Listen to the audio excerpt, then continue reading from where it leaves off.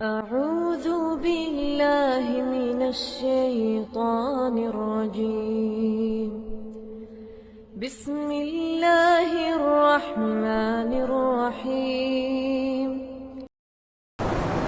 إن الحمد لله نحمده ونستعينه ونستغفره ونعوذ بالله من شرور أنفسنا ومن سيئات أعمالنا.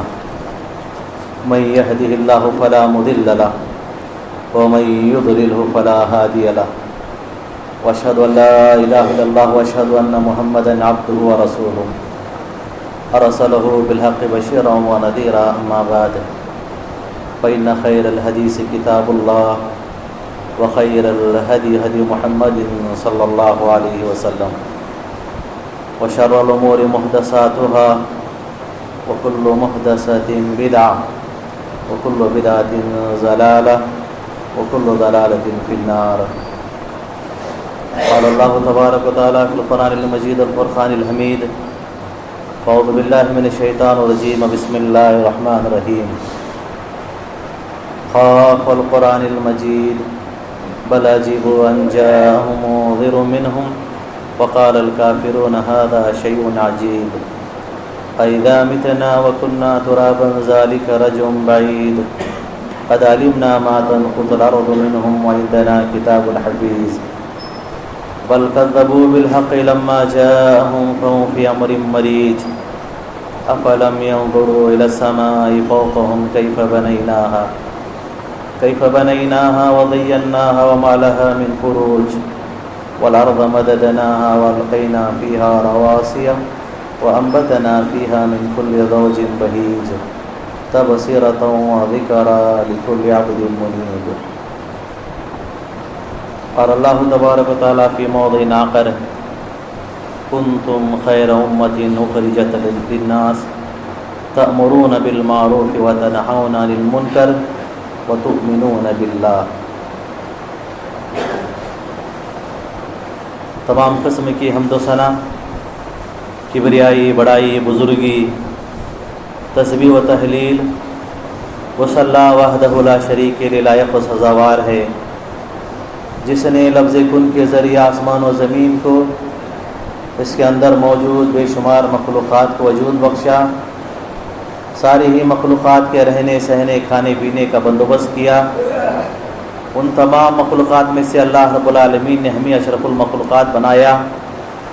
ہماری مادی ضرورتوں کو پورا کرنے کے ساتھ ساتھ ہماری روحانی ضرورتوں کو پورا کرنے کے لیے ایک بعد دیگر انبیاء اور رسول کا سلسلہ جاری و ساری رکھا.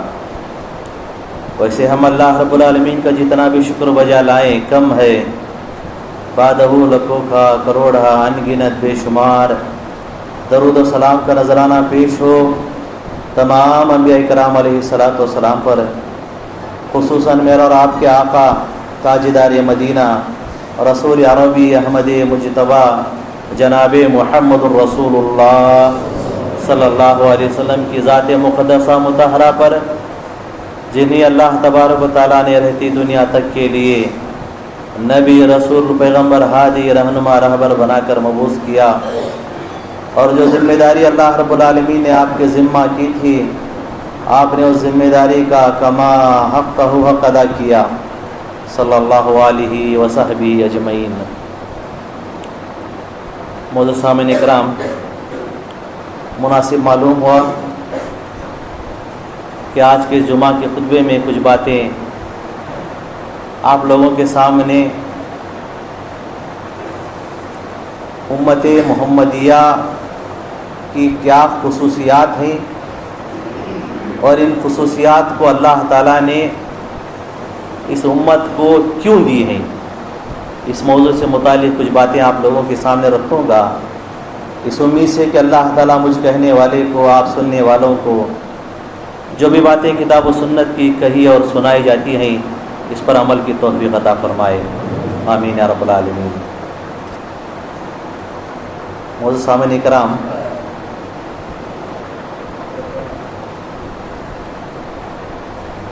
جب سے دنیا بنی ہے اللہ تبارک و تعالیٰ کی سنت رہی ہے کہ اس نے دنوں میں سے بعض دنوں کو مہینوں میں سے بعض مہینوں کو، لوگوں میں سے بعض لوگوں کو ایک دوسرے پر فضیلت، مقام و مرتبہ، عز و شرف عطا کیا ہے۔ سارے دن اللہ کے بنائے ہوئے ہیں، کوئی دن برا نہیں ہے، کوئی دن خراب نہیں ہے، لیکن سارے دنوں میں اللہ تبارک و تعالیٰ نے جمعہ کے دن کو دوسرے دنوں کے مقابلے میں ایک خاص فضیلت، مقام، مرتبہ، عز و شرف عطا کیا ہے۔ ویسا مقام، ویسا مرتبہ اللہ نے ہفتے کے بقیہ دن کو عطا نہیں کیا ہے۔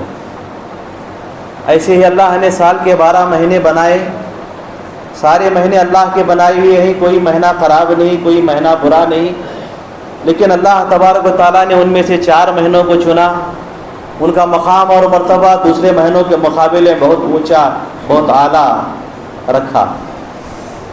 ایسے ہی اللہ تبارک و تعالیٰ نے حضرت آدم علیہ السلام سے لے کر اب تک قیامت تک بے شمار لوگوں کو اللہ نے پیدا کیا۔ آگے بھی اللہ کے حکم سے جب تک دنیا باقی رہے گی لوگ آتے رہیں گے۔ ان تمام لوگوں میں سے اللہ رب العالمین نے کچھ لوگوں کو چنا، ان کو نبی، رسول، پیغمبر بنایا۔ ان کو جو مقام، مرتبہ اللہ تعالیٰ نے عطا کیا ہے، ویسا مقام، ویسا مرتبہ اللہ نے بقیہ انسانوں کو عطا نہیں کیا۔ ان سارے انبیاء میں سے بھی اللہ تبارک و تعالیٰ نے 5 نبیوں کو چنا۔ ان 5 نبیوں کو جو مقام، مرتبہ اللہ نے عطا کیا ہے، ویسا مقام و مرتبہ اللہ نے دوسرے نبیوں کو عطا نہیں کیا ہے۔ ایسے ہی اس دنیا میں بہت ساری امتیں آئی، ان ساری امتوں میں سے اللہ تبارک و تعالیٰ نے پیارے نبی جناب محمد الرسول اللہ صلی اللہ علیہ وسلم کی امت کو امت محمدیہ بنایا، اور جو مقام، جو مرتبہ، جو عز و شرف اللہ نے ہم امت محمدیہ کو عطا کیا ہے، ویسا مقام، ویسا مرتبہ اللہ نے ہم سے پہلے کسی اور قوم کو عطا نہیں کیا ہے۔ اس امت محمدیہ کی بے شمار خصوصیتیں ہیں، ان میں سے پہلی خصوصیت یہ ہے کہ اللہ تبارک و تعالیٰ نے اس امت محمدیہ کو دوسری امتوں کے مقابلے میں افضل ترین امت بنایا ہے۔ خطبہ مسنونہ کے بعد میں نے جو مشہور و معروف آیت کریمہ پڑھی، اللہ نے فرمایا کنتم خیر امہ، اے لوگو ہم نے تمہیں بہترین امت بنایا، اچھی امت بنایا۔ کیوں بنایا، اس کے وجوہات کیا ہیں، میں انشاءاللہ اپنے خطبے کے آخر میں بات رکھوں گا۔ پہلی بات، اللہ تعالیٰ نے اس امت کو افضل ترین امت بنایا۔ ایک دوسری جگہ قرآن مجید میں اللہ رب العالمین نے فرمایا وَجَاهِدُوا فِي اللَّهِ حَقَّ جِهَادِهِ هُوَ اجْتَبَاكُمْ، تم اللہ کے راستے میں کوشش کرو، محنت کرو، جیسا کہ کوشش کرنے کا، محنت کرنے کا حق ہے۔ هُوَ اجْتَبَاكُمْ، تمہیں معلوم ہے کہ تم کون امت ہو، تم کون لوگ ہو۔ اللہ نے کہا هُوَ اجْتَبَاكُمْ، تم اللہ کا انتخاب ہو، تم اللہ کا سلیکشن ہو، تم اللہ کی پسندیدہ ہو۔ تو اللہ تعالیٰ نے امت محمدیہ کو دوسری امتوں کے مقابلے میں سلیکٹ کیا ہے، ہمارا سلیکشن ہوا ہے، ہمارا انتخاب ہوا ہے۔ ایک اور جگہ سورہ فاتر میں اللہ رب العالمین نے فرمایا ثم اورثنا الکتاب الذین اصطفینا من عبادنا، ہم نے اس کتاب کو، قرآن مجید کو، ایسے لوگوں کو وارث بنایا جن کو ہم نے پسند کیا ہے، جن کو ہم نے چنا ہے۔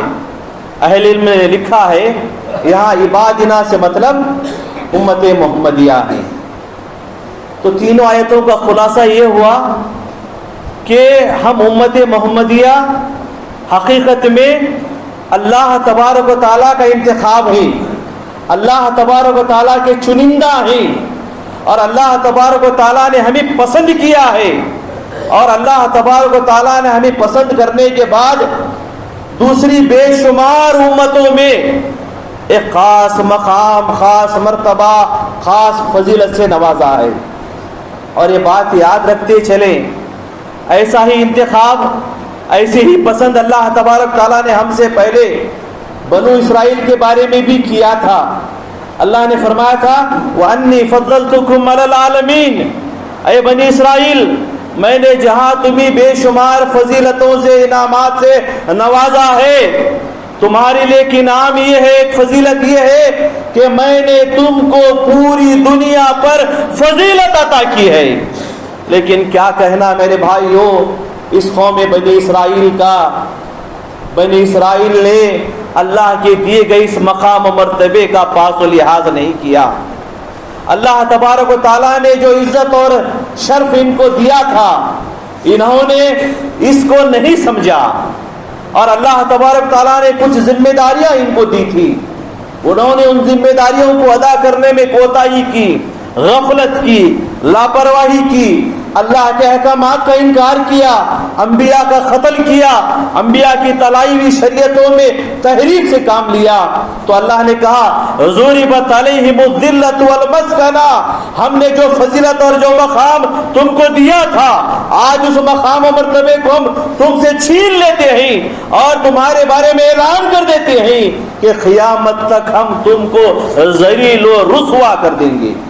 اللہ نے ایسا کیا، قیامت تک کے لیے ان پر ذلت کو اور رسوائی کو ان کے مقدر میں لکھ دیا، اور ان کی جگہ اللہ تبارک و تعالیٰ نے ہم امت محمدیہ کو وہ مقام، وہ مرتبہ، وہ عز و شرف عطا کیا اور فرمایا کنتم خیر امہ، ہم نے تمہیں اچھی امت بنایا، بہترین امت بنایا۔ تو یہ ہماری پہلی خصوصیت ہے کہ ہم اللہ کی پسندیدہ ہیں، ہم اللہ کا انتخاب ہیں، ہم کو اللہ نے دیگر امتوں کے مقابلے میں بہت زیادہ عزت سے، شرف سے، مقام و مرتبے سے نوازا ہے۔ ہمیں اپنے مقام اور مرتبے کو پہچاننا ہے۔ دوسری چیز میرے بھائیوں، دوسری خصوصیت اللہ تبارک تعالیٰ نے ہم امت محمدیہ کو یہ عطا کی ہے کہ ہم ابھی دنیا میں آئے نہیں تھے، ہمارا دنیا میں وجود نہیں ہوا تھا، ہمارا دنیا میں کوئی ذکر نہیں تھا، لیکن اللہ تبارک و تعالیٰ نے ہماری عبادتوں کے تذکرے، ہمارا آنے کا تذکرہ، ہمارے دین پر پابندی کا تذکرہ اللہ تعالیٰ نے صرف قرآن مجید میں نہیں بلکہ قرآن مجید سے پہلے جو اگلی کتابیں اللہ نے نازل کی تھی توریت اور انجیل میں اللہ نے ہمارے تذکرے کیے ہیں۔ فرمایا اللہ تبارک و تعالیٰ نے محمد الرسول اللہ والذین معه اشداء علی الکفار ورحماء بینہم تراہم رکعا سجدا یبتغون فضلا من اللہ ورضوانا سیماہم فی وجوہہم من اثر السجود ذلک مثلہم فی التوراۃ ومثلہم فی الانجیل۔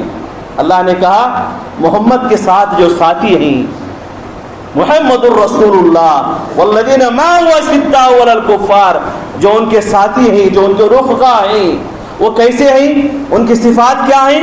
اللہ نے کہا کہ وہ آپس میں بڑے رحم دل ہیں، ایک دوسرے کے بڑے خیر خواہ ہیں، ایک دوسرے کے لیے بڑے ہمدردی کا جذبہ رکھتے ہیں۔ جب بات کافروں کی اور مشرکوں کی آتی ہے اشداء علی الکفار، وہ کافروں پر بھاری ہو جاتے ہیں، سخت ہو جاتے ہیں۔ اور پھر اللہ تعالیٰ نے اور کچھ باتوں کا ذکر کر کے فرمایا ان کی عبادتیں ایسی ہیں کہ جب بھی تم ان کو دیکھو گے یا تو رکوع کرتے ہوئے دیکھو گے یا سجدہ کرتے ہوئے دیکھو گے، اور ان کی عبادتوں کے آثار تم ان کے پیشانیوں پر اور پہلوؤں پر دیکھو گے۔ سبحان اللہ۔ میرے بھائیوں، اس امت محمدیہ کو اللہ نے مقام و مرتبہ عطا کیا ہے کہ ہمارا دنیا میں وجود نہیں ہوا تھا، ہم دنیا میں آئے نہیں تھے، لیکن اللہ تعالیٰ نے ہمارے آنے کے تذکرے، ہماری عبادتوں کے تذکرے، ہماری عبادتوں کے ان نشانات کے تذکرے اللہ نے توریت، انجیل، زبور اور آخری کتاب قرآن مجید میں کیے ہیں۔ یہ مقام ہے ہمارا، یہ مرتبہ ہے ہمارا کہ اللہ تبارک و تعالیٰ نے ہمارا تذکرہ آسمانی اگلی کتابوں میں جو قرآن مجید سے پہلے نازل ہوئے ہیں ان کے اندر کیا ہے۔ ایک تیسری خصوصیت میرے بھائیوں، اس امت محمدیہ کو یہ حاصل ہے کہ اس امت محمدیہ کے ایک فرد کو اللہ تبارک و تعالیٰ نے پوری دنیا میں انبیاء علیہ الصلوۃ والسلام کے بعد سیدنا آدم علیہ السلام سے لے کر پیارے نبی جناب محمد الرسول اللہ صلی اللہ علیہ وسلم تک جتنے انبیاء رسول پیغمبر آئے، ان کے بعد اس امت کے ایک فرد کو اللہ نے اتنا اونچا مقام عطا کیا ہے کہ کہا جاتا ہے ان کے بارے میں افضل البشر بعد الانبیاء ابو بکر صدیق رضی اللہ تعالیٰ عنہ۔ انبیاء کے بعد کسی کو اگر کوئی مقام و مرتبہ حاصل ہے، عزت و شرف حاصل ہے، تو اس امت کے ایک فرد سیدنا ابو بکر صدیق رضی اللہ تعالیٰ عنہ کو دیا ہے اللہ نے۔ کتنا بڑا مقام ہے میرے بھائیوں۔ انبیاء کے بعد سب سے اونچا درجہ اللہ تبارک تعالیٰ نے اس امت کے ایک فرد حضرت ابو بکر صدیق رضی اللہ تعالیٰ عنہ کو عطا کیا ہے۔ اور حضرت ابو بکر صدیق رضی اللہ تعالیٰ عنہ کے مقام و مرتبے کا کیا کہنا، بخاری کی روایت ہے، حضرت ابن عمر رضی اللہ تعالیٰ عنہ بیان کرتی ہے، پیارے نبی جناب محمد رسول اللہ صلی اللہ علیہ وسلم سارے لوگوں میں حضرت ابو بکر کو بہت محبوب رکھا کرتے تھے، اور نبی کریم صلی اللہ علیہ وسلم حضرت ابو بکر کو بہت پسند کیا کرتے تھے۔ اور نبی کریم صلی اللہ علیہ وسلم کی طرح صحابہ کرام رضوان اللہ اجمعین بھی، صحابہ کا بیان ہے کہ ہم دور نبوی ہی میں نبی کریم صلی اللہ علیہ وسلم کے بعد سب سے زیادہ عزت، احترام، اکرام سیدنا ابو بکر صدیق رضی اللہ تعالیٰ عنہ کا کیا کرتے تھے۔ اور ایک موقع پر حضرت عمر رضی اللہ تعالیٰ عنہ نے کہا تھا کہ اے ابو بکر، آپ ہمارے آقا ہیں، آپ ہمارے سردار ہیں، آپ ہمارے محبوب ہیں، آپ جناب محمد الرسول اللہ صلی اللہ علیہ وسلم کے محبوب ہیں۔ اللہ اکبر۔ حضرت ابو بکر صدیق رضی اللہ تعالیٰ عنہ کو جو اس امت کے ایک فرد ہیں، اس امت کے ایک شخص ہیں، انبیاء کے بعد سب سے اونچا مقام و مرتبہ اللہ نے عطا کیا ہے، اور وہ امت محمدیہ میں سے ہے۔ یہ مقام ہے امت محمدیہ کا کہ اللہ تعالیٰ نے اس امت کے افراد کو انبیاء کے بعد وہ مقام و مرتبہ عطا کیا ہے۔ ایک اور فضیلت میرے بھائیوں جو اللہ تبارک تعالیٰ نے اس امت محمدیہ کو عطا کی ہے، وہ یہ ہے کہ قرب قیامت ایسا ہوگا کہ سیدنا عیسیٰ علیہ السلام تشریف لائیں گے اس دنیا کے اندر۔ ایک زمانے میں وہ وقت کے نبی ہوا کرتے تھے، اور ان کے پیچھے چلنے والی ایک بہت بڑی جماعت ہوا کرتی تھی، اور قیامت تک ایسا ہوگا کہ سیدنا عیسیٰ علیہ السلام کو ماننے والی ایک جماعت قائم رہے گی۔ یہ الگ بات ہے کہ کچھ لوگ صحیح طریقے سے مانیں گے، کچھ لوگ ان کو غلط طریقے سے مانیں گے، لیکن ان کے ماننے والوں کی ایک جماعت ہمیشہ قیامت تک باقی رہے گی۔ قرب قیامت ایسا ہوگا کہ اللہ تبارک و تعالیٰ نے سیدنا عیسیٰ علیہ السلام کو دنیا میں بھیجنے کے بعد چند سالوں بعد زندہ آسمان پر اٹھا لیا ہے، زندہ آسمان پر اٹھا لیا۔ یہ ہمارا ایمان ہے، یہ ہمارا عقیدہ ہے۔ اور قرب قیامت ایسا ہونے والا ہے کہ اللہ تبارک تعالیٰ سیدنا عیسیٰ علیہ السلام کو دوبارہ اس دنیا میں بھیجے گا۔ جب وقت کے جلیل القدر پیغمبر اس امت محمدیہ میں دوبارہ آئیں گے تو بحیثیت نبی نہیں ہوں گے، بلکہ بحیثیت امت محمدی بن کر آئیں گے۔ سبحان اللہ۔ اور پھر قرب قیامت ایسا ہوگا کہ سیدنا عیسیٰ علیہ السلام اس دنیا میں آنے کے بعد وہ اپنی نبوت اور شریعت کو نہیں چلائیں گے، بلکہ اس امت محمدیہ کے ایک امام کے پیچھے وہ اپنی نماز ادا کریں گے۔ یہ مقام، یہ مرتبہ اللہ تعالیٰ نے اس امت محمدیہ کو عطا کیا ہے۔ یہ دنیاوی لحاظ سے کچھ فضیلتیں ہیں، اخروی لحاظ سے بھی اللہ تعالیٰ نے کچھ فضیلتیں امت محمدیہ کو اللہ تعالیٰ نے عطا کیا ہے۔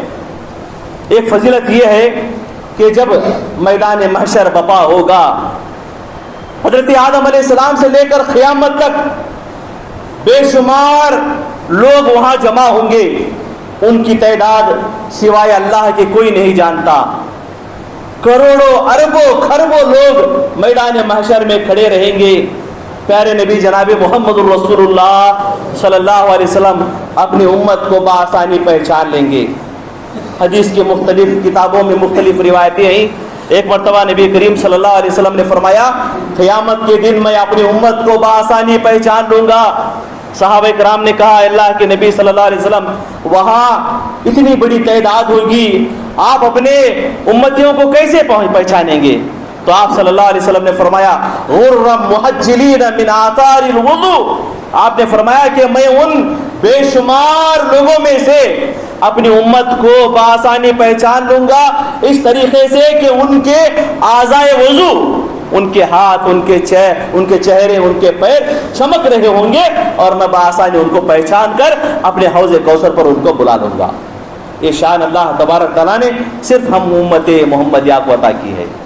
ایک دوسری شان میرے بھائیوں، اس امت محمدیہ کو اللہ نے یہ عطا کی ہے، اخروی جو خصوصیات اللہ نے اس امت کو عطا کی ہے، ان میں سے ایک یہ ہے کہ اللہ کے نبی صلی اللہ علیہ وسلم فرماتے ہیں لِكُلِّ نَبِيٍّ دَعْوَةٌ مُسْتَجَابَةٌ، اللہ تعالیٰ نے ہر نبی کو ایک ایسی یقینی دعا دی ہے کہ اگر وہ دعا نبی مانگ لے اللہ سے، اللہ ضرور قبول کرے گا۔ ویسے تو انبیاء کی ساری دعائیں اللہ قبول کرتے ہیں، لیکن ایک دعا اللہ تعالیٰ ہر نبی کو ایسا دیا ہے کہ اگر وہ مانگ لیں گے تو اللہ اسے ضرور قبول کرے گا۔ پیارے نبی صلی اللہ علیہ وسلم فرماتے ہیں ہر نبی نے اس دعا کو مانگنے میں جلدی کی، انہوں نے دنیا ہی میں اس دعا کو مانگ لیا، لیکن میں نے دنیا میں اس دعا کو بچا کر رکھا ہے۔ کل قیامت کے دن میں اپنی امتیوں کے لیے اللہ سے شفاعت کروں گا، اللہ سے دعا کروں گا، اللہ تعالیٰ میرے اس دعا کو قبول کر کے میرے امت کے بے شمار افراد کو جنت نصیب کرے گا، ان کو جنت میں بھیجے گا، اور میری سفارش قبول کی جائے گی، میری شفاعت سنی جائے گی۔ سبحان اللہ، یہ خاص خصوصیت اللہ تبارک و تعالیٰ نے صرف ہم امت محمدیہ کو دی ہے کہ اللہ کے نبی صلی اللہ علیہ وسلم آپ چاہتے تو اس دعا کو آپ اپنی ضرورت کے لیے مانگ سکتے تھے، جس طرح دوسرے نبیوں نے مانگ لیا، لیکن آپ نے اس دعا کو بچا کر رکھا ہے۔ جب قیامت کے دن ہم اللہ کے دربار میں کھڑے ہوں گے، میدان محشر بپا ہوگا، ہر آدمی کو نفسی کا عالم ہوگا، ہر جو ہے باپ بچوں سے بھاگ رہا ہوگا، بھائی سے بھاگ رہا ہوگا، دوست سے بھاگ رہا ہوگا۔ ایسے پریشانی کے وقت میں ہم سب مل کر جناب محمد رسول اللہ صلی اللہ علیہ وسلم کی خدمت میں جائیں گے، وہاں آپ سے شفاعت کا جو ہے سفارش کا مطالبہ کریں گے، تو پیارے نبی صلی اللہ علیہ وسلم اس دعا کو ہمارے حق میں استعمال کریں گے اور اللہ سے وہ دعا کریں گے، اللہ تعالیٰ آپ کی دعا کو قبول کر لے گا۔ میرے بھائیوں، ایک خصوصیت اللہ تبارک تعالیٰ نے قیامت کے دن ہمارا آپ کو یہ دی ہے کہ کل قیامت کے دن ہم انبیاء کے حق میں گواہی دینے والے ہیں۔ اللہ اکبر۔ میدان محشر کا منظر کچھ ایسا ہوگا کہ اللہ تبارک و تعالی ہر نبی سے، ہر قوم سے حساب و کتاب لیتا رہے گا۔ کچھ قوموں کو بلایا جائے گا، ان سے پوچھا جائے گا کہ میں نے تمہارے طرف نبیوں کو، رسولوں کو، پیغمبروں کو بھیجا تھا، کیا میرے پیغمبروں نے، میرے رسولوں نے تم تک میرا پیغام نہیں پہنچایا؟ کیا تم کو یہ بات نہیں بتائی کہ جنت میں جانے کے لیے کیا اعمال ضروری ہے، جہنم میں جانے کے لیے کیا کرنا ہے، اللہ کون ہے، کن باتوں پر ایمان لانا ہے؟ کیا یہ باتیں تم کو نہیں بتائی گئی؟ تو ساری قومیں بیک زبان انکار کر دیں گی کہ ہمارے پاس کوئی ڈرانے والا نہیں آیا، ہمارے پاس کوئی نبی نہیں آیا، ہمارے پاس کوئی پیغمبر نہیں آیا۔ تو اس وقت اللہ تبارک تعالیٰ نبیوں کو بلائے گا اور کہے گا کہ قومیں تو اس بات کی گواہی دے رہی ہیں کہ تم ان کے پاس گئے نہیں، تم نے میرا پیغام ان تک نہیں پہنچایا۔ تو انبیاء کہیں گے کہ اے اللہ، یہ جھوٹ کہہ رہے ہیں، ہم نے تیرے بھیجے ہوئے پیغام کو ان تک پہنچا دیا، ہم نے اپنی ذمہ داریوں کو اپنے جیتے جی ادا کر دیا۔ تو اس وقت اللہ تبارک تعالیٰ کہے گا اے انبیاء، کیا تمہاری اس بات پر گواہی دینے کے لیے کوئی گواہ موجود ہے؟ قومیں تمہارا انکار کر رہی ہے اور تم اپنی ذمہ داریوں کا اعتراف کر رہے ہو، کیا تمہاری بات کی تصدیق کے لیے کوئی گواہ موجود ہے؟ تو اس وقت بڑے بڑے انبیاء، جلیل القدر انبیاء میرے بھائیوں، ہم جیسے گنہگاروں، پاپیوں کا تذکرہ کریں گے اور کہیں گے اے اللہ، ہماری اس بات کی گواہی دینے کے لیے ہمارے پاس امت محمدیہ موجود ہے۔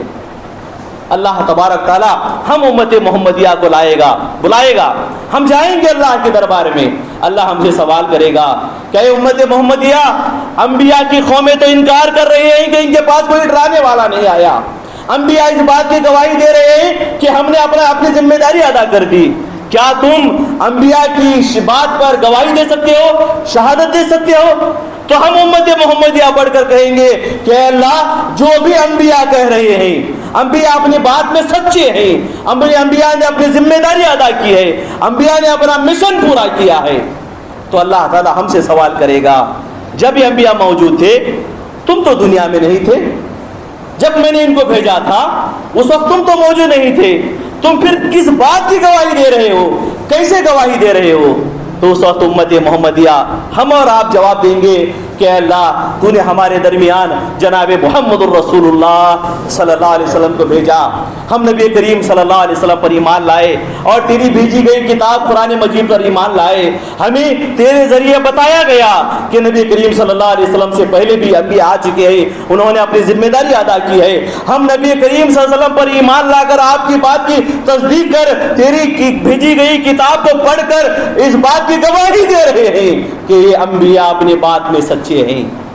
پھر اللہ تبارک تعالیٰ ہماری بات کی تصدیق کے لیے جناب محمد الرسول اللہ صلی اللہ علیہ وسلم کو اپنے دربار میں بلائے گا اور پوچھے گا اے نبی تمہاری امت پچھلے انبیاء کے بارے میں گواہی دے رہی ہے، کیا تم اس بات کی تصدیق کرتے ہو؟ نبی کریم صلی اللہ علیہ وسلم ہماری تصدیق کرتے ہیں، کریں گے انشاءاللہ۔ اسی بات کو اللہ نے کہا وَكَذَلِكَ جَعَلْنَاكُمْ أُمَّةً وَسَطًا لِتَكُونُوا شُهَدَاءَ عَلَى النَّاسِ وَيَكُونَ الرَّسُولُ عَلَيْكُمْ شَهِيدًا۔ ایسا ہوگا قیامت کے دن کہ اللہ تبارک تعالی ہم کو انبیاء کی گواہی دینے کے لیے بلائے گا اور ہماری گواہی پر جناب محمد الرسول اللہ صلی اللہ علیہ وسلم تصدیق کریں گے، آپ مہر لگائیں گے، آپ ہماری بات کی تائید کریں گے۔ کیا مقام و مرتبہ ہے میرے بھائیو اللہ تبارک تعالیٰ نے جو ہم اور آپ کو عطا کیا ہے۔ ہمیں اپنے مقام و مرتبے کو سمجھنا ہے، ہمیں کس مقام و مرتبے پر اللہ نے رکھا ہے، کیا عزت اور شرف اللہ نے ہمیں دی ہے، اس کو سمجھنے کی ضرورت ہے۔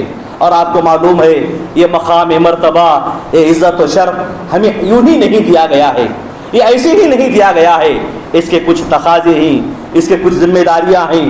اللہ نے فرمایا کنتم خیر امۃ اخرجت للناس تأمرون بالمعروف وتنہون عن المنکر وتؤمنون باللہ۔ ہم نے تمہیں خیر امت بنایا، بے شمار خصوصیتوں سے نوازا، بے شمار فضیلتوں سے نوازا، دنیا میں بھی نوازا، آخرت میں بھی نوازیں گے، لیکن مقصد کیا ہے، وجہ کیا ہے، ریزن کیا ہے، اتنے مقام و مرتبے پر اللہ نے ہم اور آپ کو کیوں رکھا ہے؟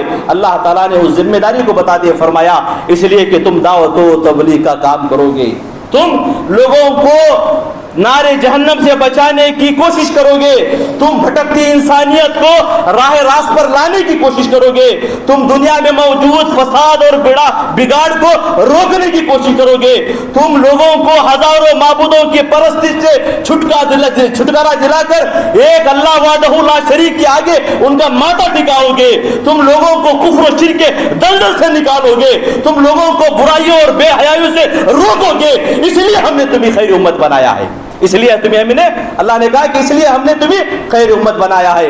اور آپ کو معلوم ہے میرے بھائیوں دعوت و تبلیغ کا یہ فریضہ، دعوت و تبلیغ کا یہ ذمہ داری ہم سے پہلے اللہ تعالیٰ نے انبیاء علیہ السلام کو دی تھی، انبیاء نے اپنے جیتے جی ذمہ داری کو پورا کر دیا، آخر میں جناب محمد الرسول اللہ صلی اللہ علیہ وسلم تشریف لائے، اللہ نے آپ سے بھی خطاب کر کے کہا یا ایھا الرسول بلغ ما انزل الیک من ربک، اے نبی ہم نے آپ کو نبی رسول پیغمبر بنایا اس لیے کہ آپ ہماری ذمہ داری کو پورا کریں گے، جس مشن کی تکمیل کے لیے ہم نے آپ کو بھیجا ہے، دعوت و تبلیغ کا کام، دعوت و تبلیغ کا فریضہ، دعوت و تبلیغ کا مشن آپ اس کو پورا کریں گے، اس لیے ہم نے آپ کو نبی رسول بنایا ہے، اور آپ اس کام کو کرتے رہیے گا، آپ اس کام کو کرتے رہیے گا۔ جناب محمد رسول اللہ صلی اللہ علیہ وسلم نے اپنی پوری زندگی دعوت و تبلیغ کے اس فریضے کو ادا کرنے کے لیے لگا دی، آپ نے سفر میں بھی دعوت کا کام کیا، آپ نے حضر میں بھی دعوت کا کام کیا، آپ نے حالت امن میں بھی دعوت و تبلیغ کا کام کیا، آپ نے انتہائی پرخطر حالات میں بھی دعوت و تبلیغ کا کام کیا، آپ کو صبح سے لے کر شام تک یہ فکر لگی رہتی تھی کہ میں کیسے لوگوں تک پہنچوں اور کیسے لوگوں تک اللہ کا پیغام پہنچاؤں، آپ کو لوگوں کو جہنم سے بچانے کی ایسی تڑپ تھی، ایسی فکر تھی، آپ ایسا گھلتے تھے کہ اللہ تعالیٰ کو تسلی دینی پڑی۔ اللہ نے کہا فَلَعَلَّكَ بَاخِعٌ نَفْسَكَ عَلَىٰ آثَارِهِمْ إِن لَّمْ يُؤْمِنُوا بِهَٰذَا الْحَدِيثِ أَسَفًا۔ اے نبی آپ لوگوں کو نار جہنم سے بچانے کے لیے ایسا تڑپتے ہیں, ایسی فکر کرتے ہیں, ایسا اپنے آپ کو مغموم کر لیتے ہیں, ایسا لگتا ہے کہ آپ ان کو جہنم سے بچانے کے لیے اپنی جان کو گوا دیں گے, اپنی جان کو گوا دیں گے. اللہ کو تسلی دینی پڑی, آپ نے ایسا دعوت و تبلیغ کا فریضہ ادا کیا. لیکن میرے بھائیوں, یہ کام اللہ کو کچھ اس قدر پیارا ہے, اللہ کو اس قدر عزیز ہے کہ اللہ تعالیٰ نے اس قدر محنت اور مشقت اٹھانے کے باوجود ایک طرف نبی کو اللہ نے تسلی دی تو دوسری طرف اللہ نے ایک ڈانٹ بھی دی. یہ ڈانٹ در حقیقت خطاب آپ سے ہے, لیکن جو ہے ہم اور آپ کو یہ جو ہے بتایا جا رہا ہے. اللہ نے کہا یا ایھا الرسول بلغ ما انزل الیک من ربک وان لم تفعل فما بلغت رسالہ. اے نبی, اگر آپ نے اس کام میں ذرا بھی کوتاہی کی, اس کام میں ذرا بھی غفلت برتی, ہم یہ سمجھیں گے کہ نعوذ باللہ آپ نے رسالت کا حق ادا نہیں کیا. کوئی معمولی بات نہیں تھی میرے بھائیوں جو اللہ تعالیٰ نے نبی کریم صلی اللہ علیہ وسلم کو مخاطب ہو کر کہا. آپ صلی اللہ علیہ وسلم ایک طرف دعوت و تبلیغ کے کام کے لیے بے شمار قربانیاں دیے جا رہے ہیں. کبھی آپ کو اس دعوت کے نتیجے میں برا بھلا کہا جا رہا ہے, کبھی آپ کو اس دعوت و تبلیغ کے نتیجے میں مارا جا رہا ہے, کبھی آپ کو اس دعوت و تبلیغ کے نتیجے میں آپ پر پتھر برسائے جا رہے ہیں, کبھی آپ کو اس دعوت و تبلیغ کے نتیجے میں بے شمار الزامات آپ پر لگائے جا رہے ہیں. دعوت و تبلیغ کے نتیجے میں کبھی آپ کو شہر بدر کیا جا رہا ہے, دعوت و تبلیغ کے نتیجے میں آپ کے صحابہ کا خون بہایا جا رہا ہے, کسی کی گردنوں کو کاٹا جا رہا ہے, کسی کو آرے سے چیرا جا رہا ہے, کسی کو جو ہے ملک بدر کر دیا جا رہا ہے. بے شمار قربانیوں کے باوجود اللہ تعالیٰ خطاب کر کے کہہ رہا ہے اے نبی یہ کام میرے نزدیک اتنا پیارا ہے, اتنا محبوب ہے, اس قدر عزیز ہے کہ اس کام میں ذرا بھی غفلت آپ نے برتی, ذرا بھی آپ نے لاپرواہی برتی.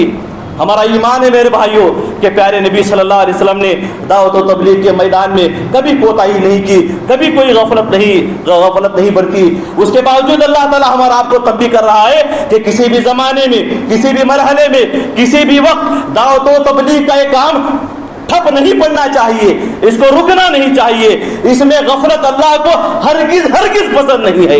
اللہ نے کہا اگر آپ نے اس میں ذرا بھی غفلت کی, ہم یہ سمجھیں گے کہ آپ کو جس مشن کی تکمیل کے لیے ہم نے بھیجا تھا آپ نے اس کو پورا نہیں کیا, آپ نے دعوت کا حق ادا نہیں کیا, آپ نے ذمہ داری کو ادا نہیں کیا. یہ تنبیہ اللہ تبارک تعالیٰ نے ہمارا آپ کو کی ہے.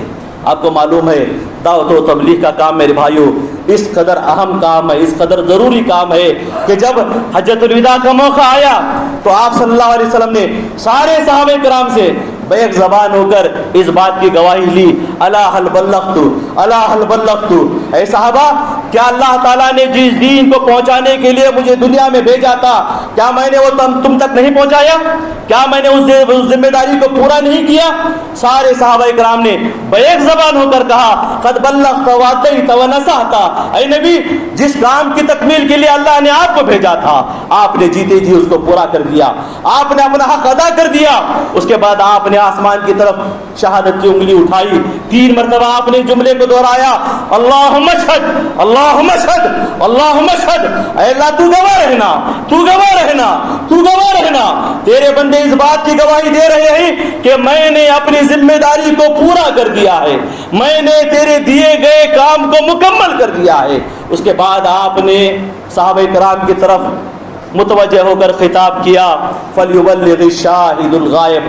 اب یہاں جو بھی موجود ہے یہ ان کی ذمہ داری ہے کہ دعوت و تبلیغ کے اس مشن کو لے کر وہ آگے چلیں گے. اور قرآن میں اللہ تعالیٰ نے نبی کریم صلی اللہ علیہ وسلم کے ذریعے اعلان کرا دیا قل ھذہ سبیلی ادعو الی اللہ علی بصیرۃ انا ومن اتبعنی.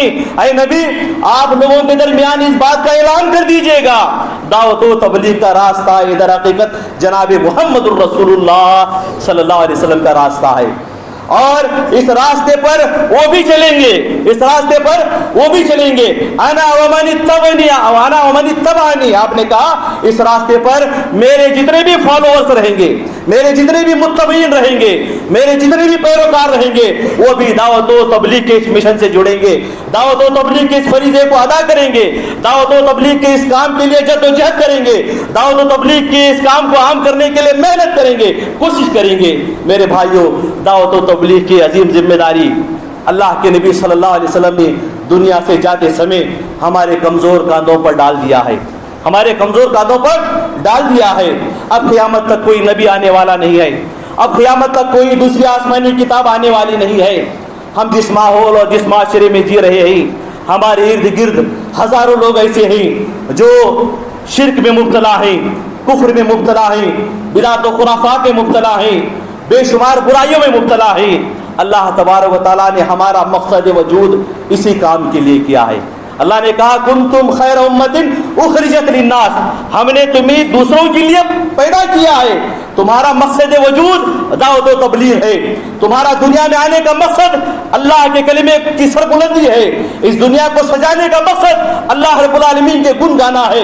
اس دنیا میں انبیاء کو بھیجنے کا مقصد اللہ رب العالمین کی توحید کا پرچار ہے. اس دنیا کو قیامت تک باقی رکھنے کا مقصد اللہ رب العالمین کے توحید کو عام کرنا ہے.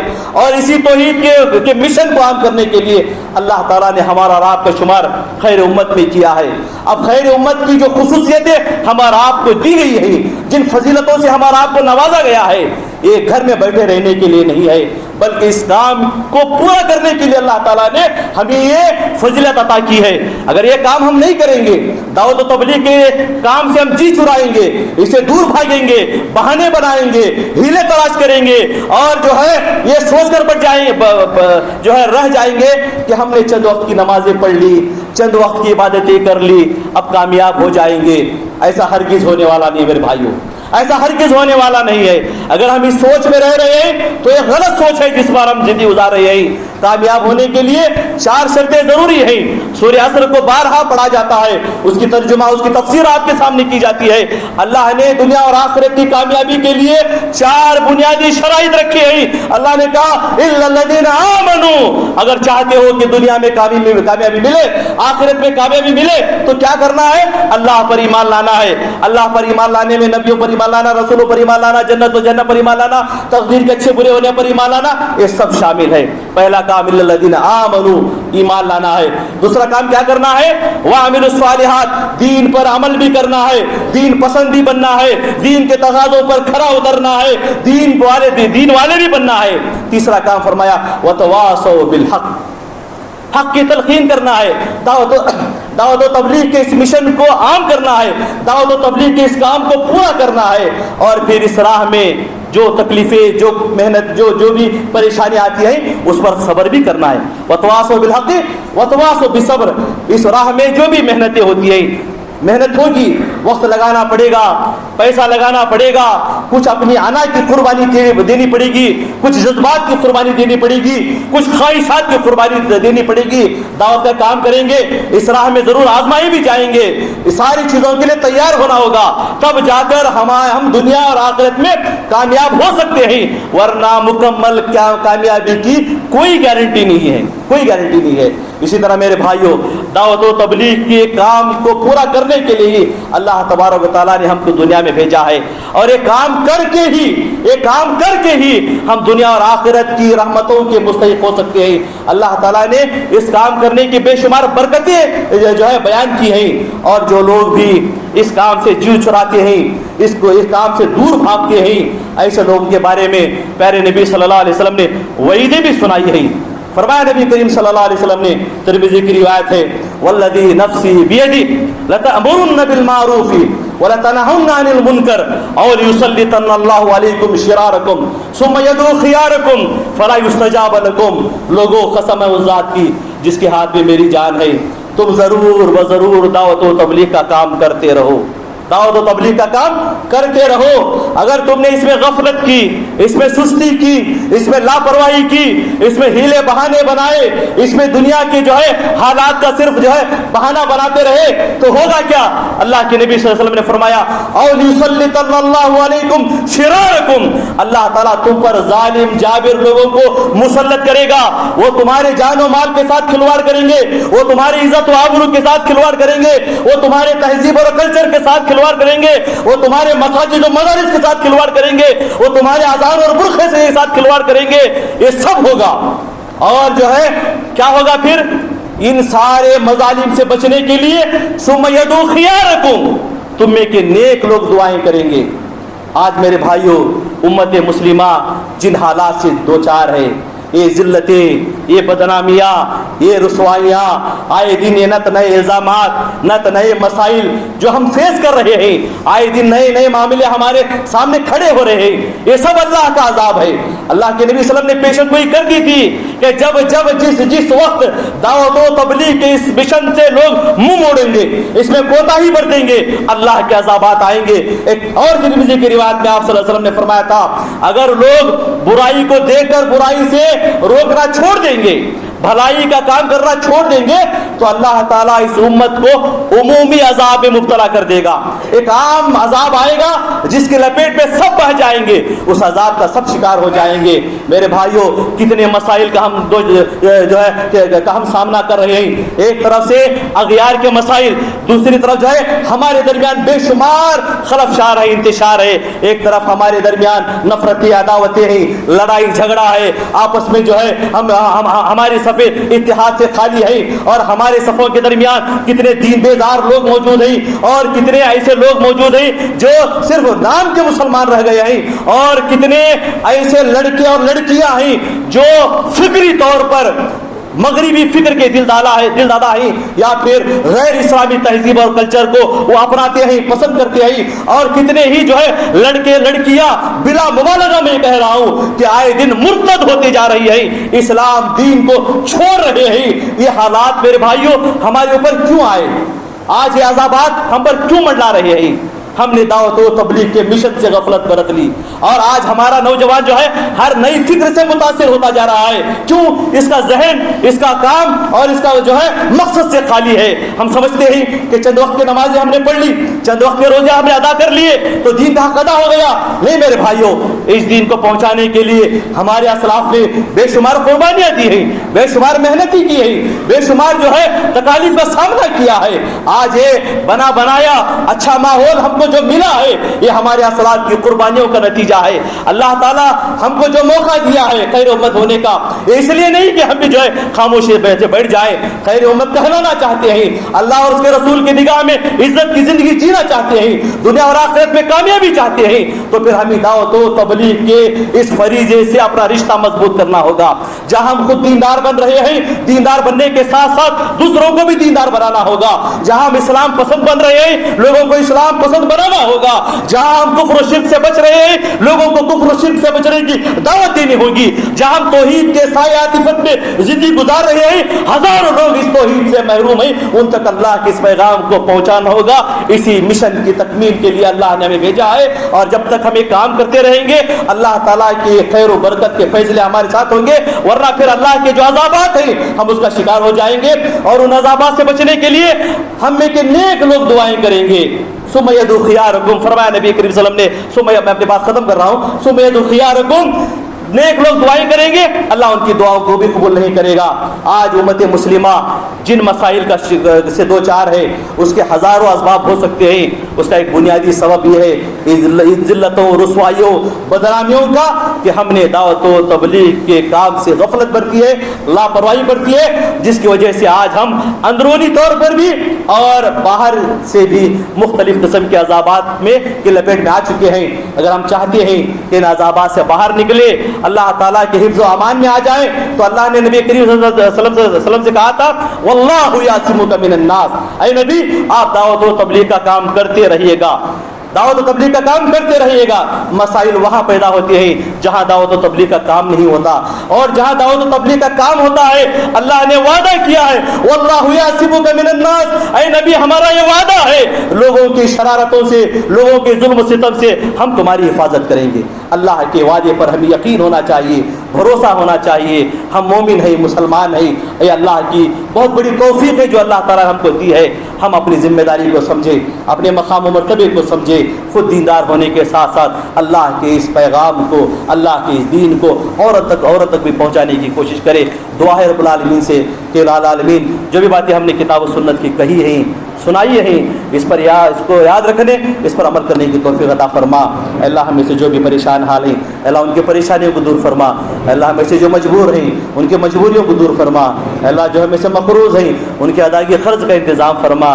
اللہ ہم میں سے جو بھی لوگ مقروض ہیں ان کی ادائیگی قرض کا انتظام فرما. اللہ بھی جب تک دنیا میں رکھ ایمان و اسلام کی حالت میں رکھ.